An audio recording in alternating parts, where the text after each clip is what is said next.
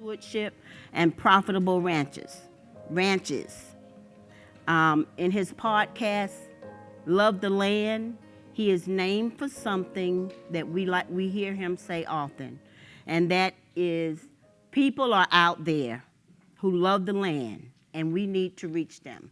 Let's give a round of applause for Tony Dean.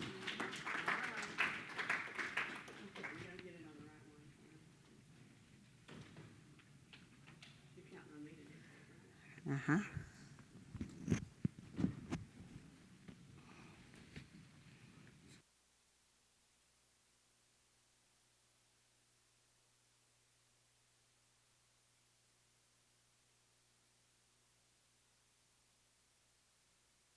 There's actually going to be 3 of us talk here this afternoon, so quickly. And I need to get that set on slideshow, don't I? I don't have my reading glasses.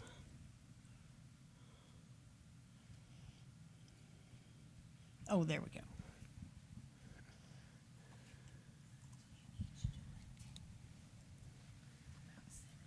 Oh, I only have about 2 minutes.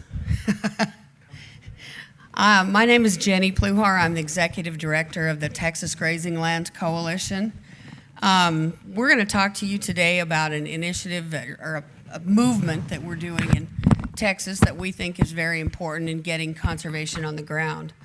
We're all pretty impressed listening to some of the statewide programs that are going on here. Texas is a big state, and that's a map we've got of our regional coalitions. Our state is roughly 900 miles top to bottom and 900 miles wide. It rains 60 inches over there on the Louisiana border every year and about 5 out there by El Paso. So our natural resources challenges are very, very different from end to end. And we had some regional coalitions established, and we have worked on setting up even smaller ones. And our focus is getting conservation on the ground. It might be a 1 or 2 county area. And I have 2 regional coalition chairs here today, Tony Dean and Stephen Diebel, that are going to talk a little bit about their successes with regional coalitions. We think this is a model that might work in other states as well. Not everybody wants to go to Dallas to a meeting or somewhere to a statewide meeting or spend a few days or whatever, but you might drive over to your neighbor's place and walk around the pasture for the afternoon and see what you could learn if we had somebody come in and talk. The one thing I will tell you from the state perspective is that the state coalition kind of facilitates this whole thing. We have a set of bylaws in our state coalition, and each of those regional coalitions has the opportunity to adopt those bylaws, sign off on a set that we had made up. We had a bylaw attorney help us. There actually are such things, attorneys who specialize in that kind of stuff. And that allows all of those regional coalitions to utilize the 501c3 that Texas Grazing Land Coalition holds. And it also allows them to utilize our liability insurance when they have little tours or people over to your place or that sort of thing. And so it's kind of a framework. And then those coalitions have representation on our state board. So our first speaker here is Tony Dean, and he's going to tell you how to get a bunch of people involved in a hurry. Helen, I'm kind of technically impaired. How do I work this thing? I mean, is it going to Hit enter. enter? Enter or move it? Okay. All right, thank you. Okay, I'll just lay that here. I want to thank you, every one of you, for being in here today, and thank you, Helen, for introducing us. This is a subject that we're passionate about, and I'm just glad to see you here. You know, as I was listening to Cade, I was thinking, how can I apply this to all those darn mesquites down where I live? And so that's what I'd like for you to do. As you listen to me today, please think about how you can apply it to your state, because I think it's going to really help you. You want to grow GLC in your state, dream big, but think small. And I want to tell you first how I feel about GLC. I've learned the last couple of days, talking with guys and ladies from different states, there seems to be a different perception in every state of what GLC is. So I want to level the playing field a little bit and tell you how I feel about it so you can maybe understand why I'm saying what I'm saying. But where I've been, I believe GLC is the most effective grassroots concept I've ever seen for helping ranching families.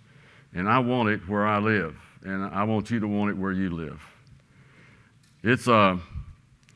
I want GLC to help me get to know more of my neighbors and learn from them. I want to enjoy fellowship with ranchers who think like I do. I want this thing to help us spread the truth about production agriculture and stewardship. And finally, I want it to encourage younger generations to come back to the ranch. My God, that's a huge problem. We got to get these kids back out there, and maybe this will help us do it. And what we're talking about is regional grazing land coalitions. Well, what is a regional grazing land coalition? The definition is flexible, but at its heart, a regional coalition is a group of people that have similar values, have an appreciation for grazing lands, and they want to share their enthusiasm.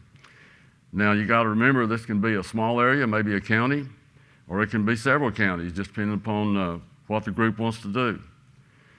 But we're here today because we believe regional grazing coalitions are needed and that they're feasible in every state. Now, there are going to be different forms in every state.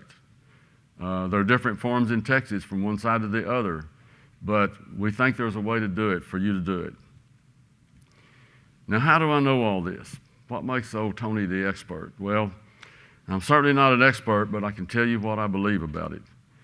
In working with grazing lands, I've discovered a fundamental truth from one area to the other, wherever I've been, and that is there are people everywhere in every state and every county who love the land. Now, love the land used to be a corny thing for me, but I've changed my mind. I like it. I know what it means. I do love the land, and you'd be surprised how many people do.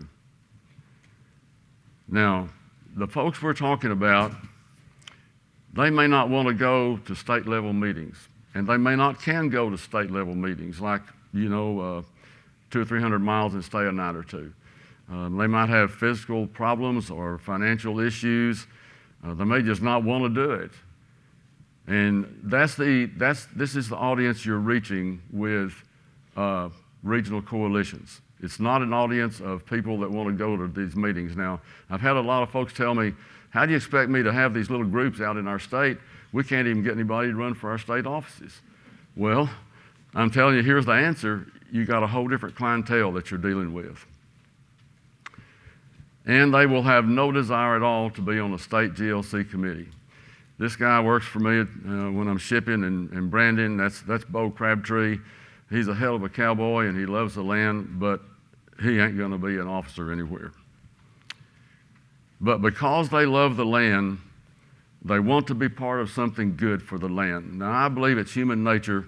When there's something good going on that people are passionate about, they want to be involved. They want to be part of the deal. So acting on how I feel, in July of this year, on the 13th, Cindy and I invited some of our friends to a meeting. This is in my house in North Texas. And it was the first meeting of what we call the Northern Prairies Regional Grazing Land Coalition. Now, Texas has had 10 of those for 25-something years. This was the first one totally established since then. So it's number 11. We had a good evening with this. People understood. We didn't get into a lot of details about organization. We just talked about what GLC can bring and the benefits of it and what we can do with it. We had a good group there. We had about 20 ranchers representing around 11 ranching units, and had a lot of good questions. We had another meeting shortly after that, had some people there, and then at our third meeting in October, one of our guys, Brad Campsey, invited us to come down and tour his ranch. It's about 20 miles away. He's worked hard out there on fencing and rotating and water and brush, and as it turns out, the weather kept us from actually going on the ranch and touring, but we had anticipated that possibility and helped Brad with the PowerPoint. He had about 40 people there, and this is a rural area. He had about 40 people there and did a good job with his PowerPoint, and that was our third meeting in October. We just had our fourth meeting a week ago today. In the Methodist Church Fellowship Hall, in the town where I live, and our job that meeting last week, we picked out projects that we're going to do the next year or two. And this was a major deal for us because what we're going to do is, well, I went too fast. What we're going to do is quit meeting as a group every month, and we're probably going to meet as a group quarterly, and we're going to direct our energy to these major projects through committee chairs, and the committee chairs are responsible for organizing all that. So it's going to be a major deal for us, and they picked out 4 projects to work on, and I'm really proud of them. I think it was a bunch of good choices. Well, I'd known these folks for a while and been around them with this idea, so I asked them this question the other day, and I said, why have you decided to be part of our new Northern Prairies Grazing Coalition? I thought you'd like to hear what they say, because you may be thinking the same thing. Why would you want to do this? So my first guy was one of my neighbors, Ken Holsbury, and you can see what he said in his highlighted sentence there. He said, I want to learn from them and with them how to better manage my land, talking about his neighbors. I talked to Sally. I've known Sally a long time. She loves the land, and as she said in her first sentence, I love and respect the land that I own. And then her sentence down there, I highlighted almost word for word what Ken said.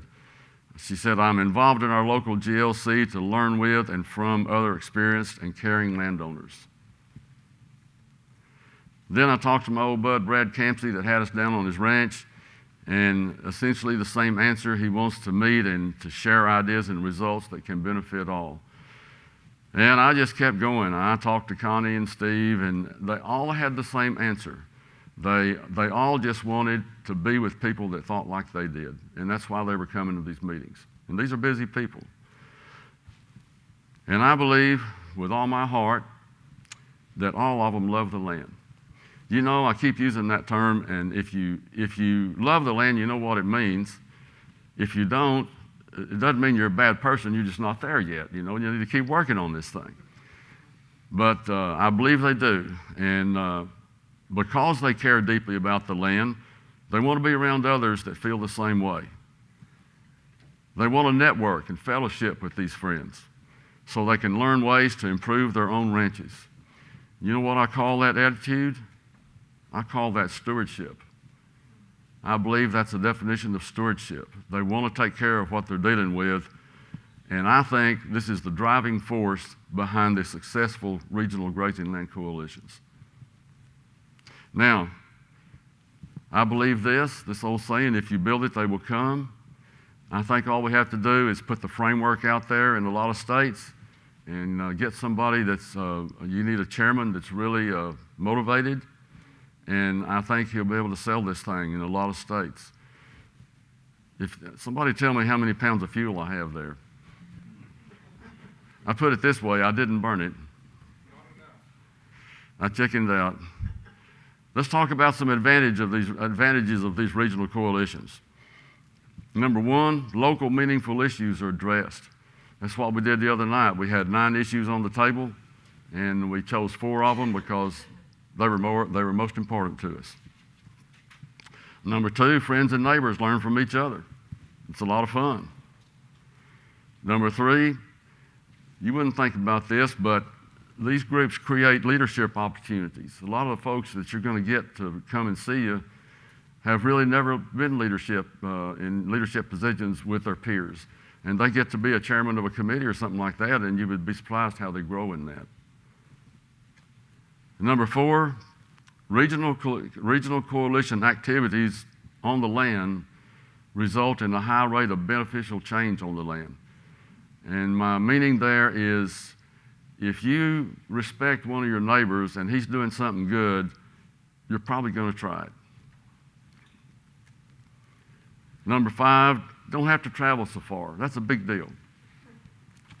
The older I get, the bigger deal that is. And number 6, neighbors talking to neighbors can reach ranchers that don't normally attend meetings. This old boy on the ground, I can kind of visualize him as being a good rancher and takes care of business, but he'd just soon stay at home and build fences, go to another meeting.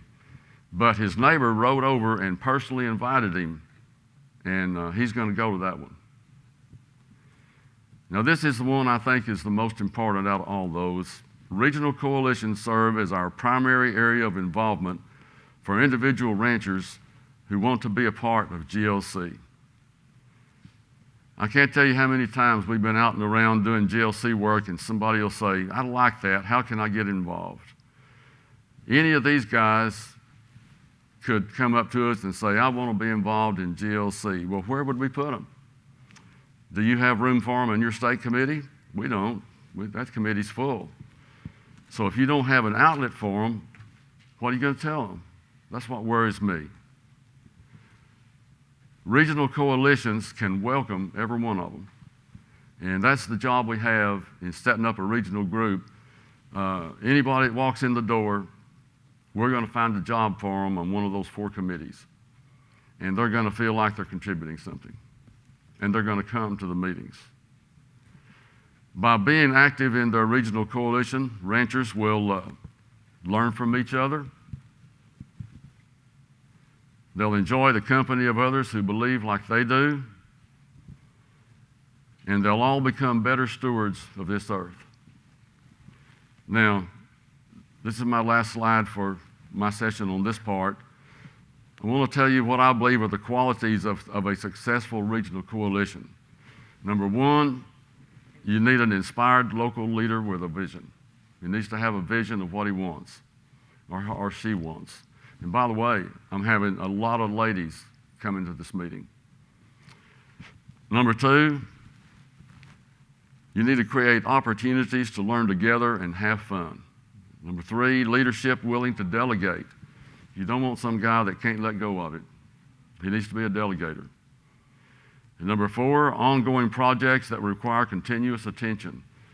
What I mean by that is field days are good. One field day a year is not going to make it.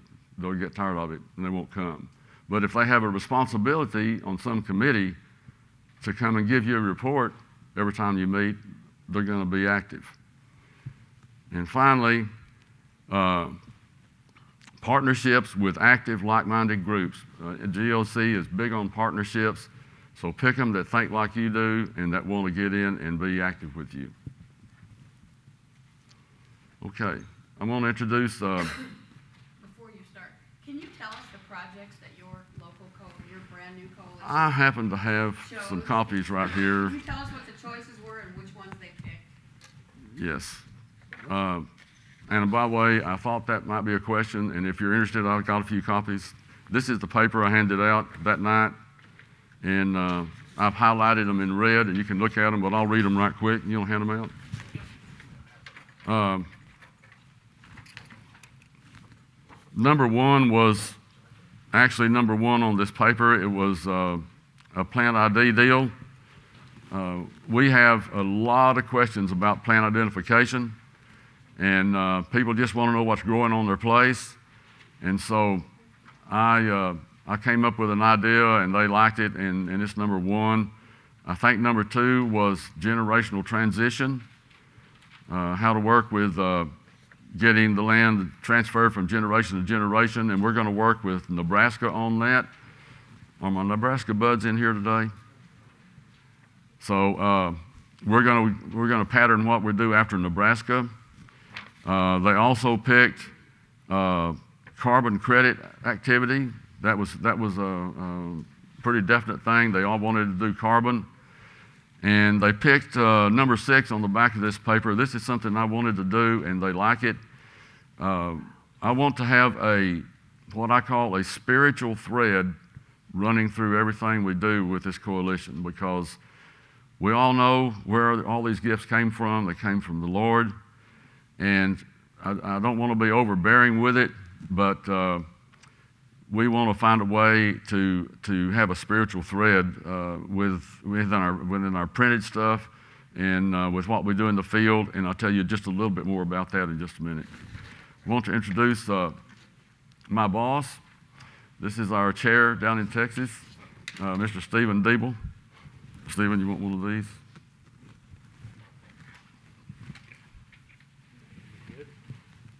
You got it?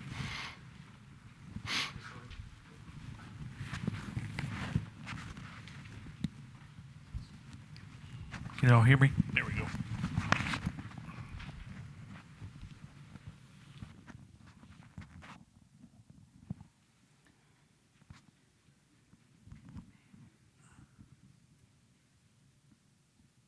Okay, I'm just going to go through. Can you hear that? Yes? No? Should have a green light on. It's on. Should be. All right. Well, my name is Stephen Diebel, and I chair the Texas GLC and also the Coastal Prairie GLC, and I have for quite some time now. We've got an 8-member board down on the Coastal Prairie of Texas. Victoria is where my ranching operation is. I manage our family ranching operation, fifth generation. And here in this slide, you'll see Tony and Bob McCann, who are both on our executive committee for the state as well. So a little bit about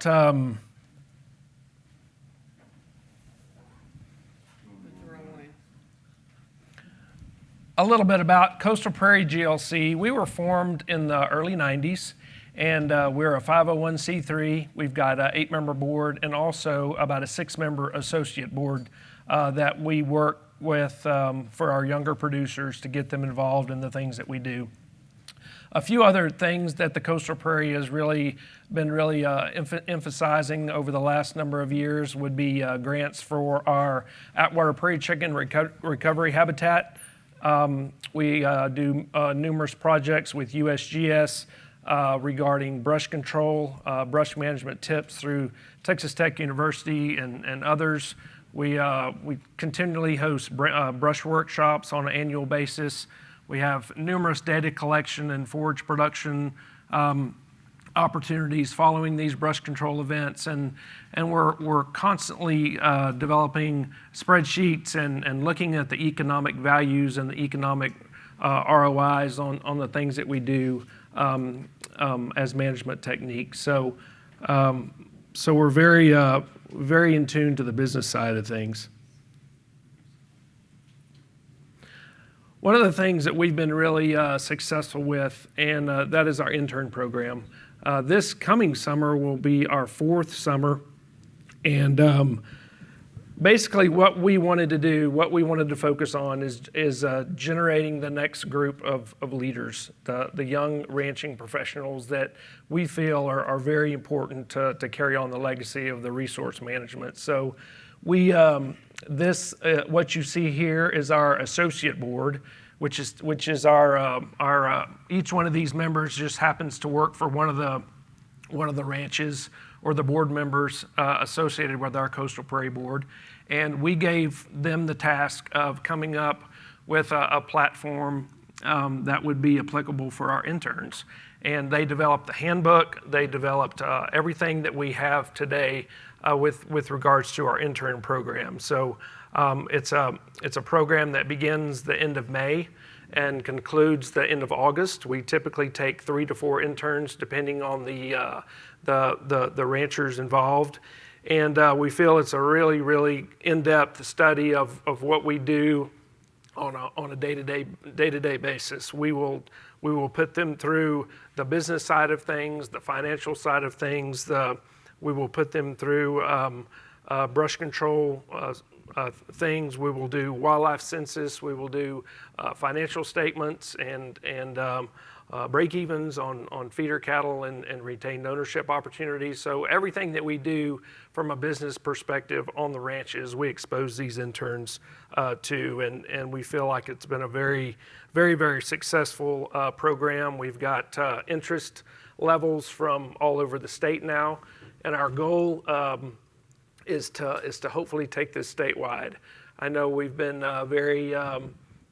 there's been a lot of interest, and we're going through some growing pains now to try to figure out how that intern program will look from a statewide perspective. But it's been a very rewarding experience. We've got 2 interns that have been through our program here at the convention this week. So I'll be happy to introduce you to those folks, and I think they've got a very positive experience from what we were able to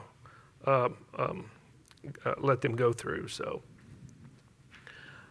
this is One of our board members, Mr. Stephen Dice, works for one of the ranches down on our coastal prairie area. We do just a tremendous amount of forage inventorying. We do a lot of things. Brush control is a really big problem for us down on the coast, and this shows Stephen as we were doing some forage inventories, I think, for the interns. This is a really invasive plant called weesach. It's somewhat like the juniper problem that was proposed in our previous presenter, but weesach has really become a tremendous invasive woody species along the Texas Gulf Coast, and really from I-10 south, it's become very, very prolific. We as Coastal Prairie regional board members, we've come up with some very economical ways to combat this problem, and it's about ranchers sharing ranchers' stories, both the good and the bad. We're a very close group of ranchers, and I think, Tony, that's what you spoke about is how do we as ranchers begin to communicate from a neighbor and neighbor perspective. So that's one thing we take a lot of pride on, and we share the good and the bad that we do, and we try to make things a little bit better as we move forward in our management techniques. We do host numerous field days, like I said, brush control workshops. TCU Ranch Management Program comes in, and we've relied on them over the past couple of years to find these interns for us. But as we grow, we plan on incorporating other universities to get students from. So we really feel like we've got a great connection to those universities and the future leadership that we're trying to cultivate. So.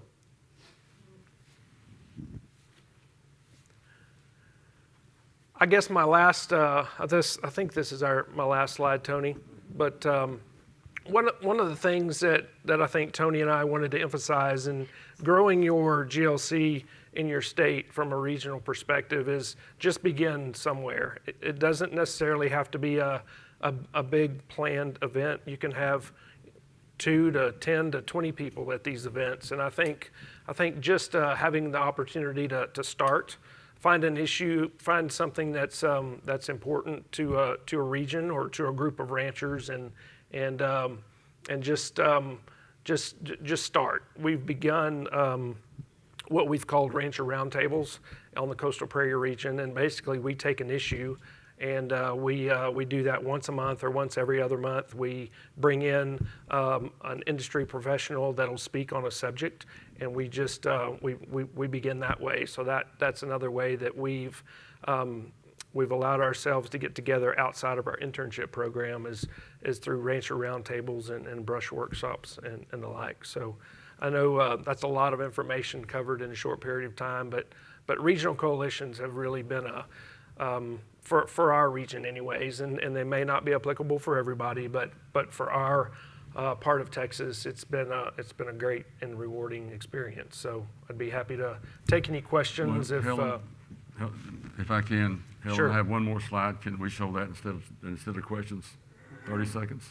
30 seconds. All right. This is important. I just thought about this a day or two ago, and I'm sorry, Stephen, I didn't tell you this, but we'll be out around after the meeting, right? That's right. Okay. This is a picture that I showed you of the crowd in my den.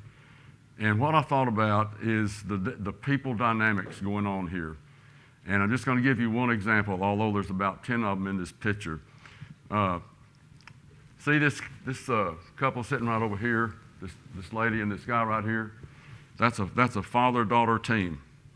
And I've known them for quite a while, and my day job I did a lot of work for her daddy.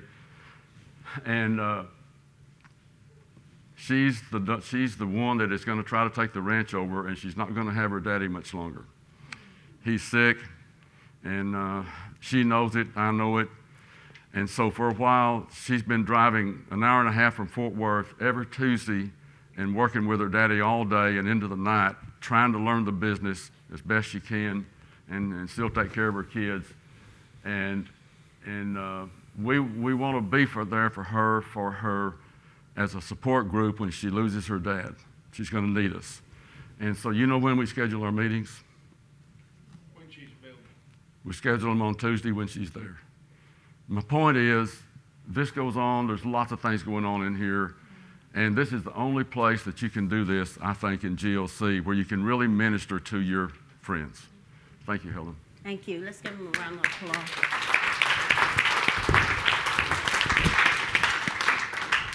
In lieu of questions for them right now, they are going to stick around. So if you have questions to ask them, you do have that paper. They'll be here available to answer any questions that you may have.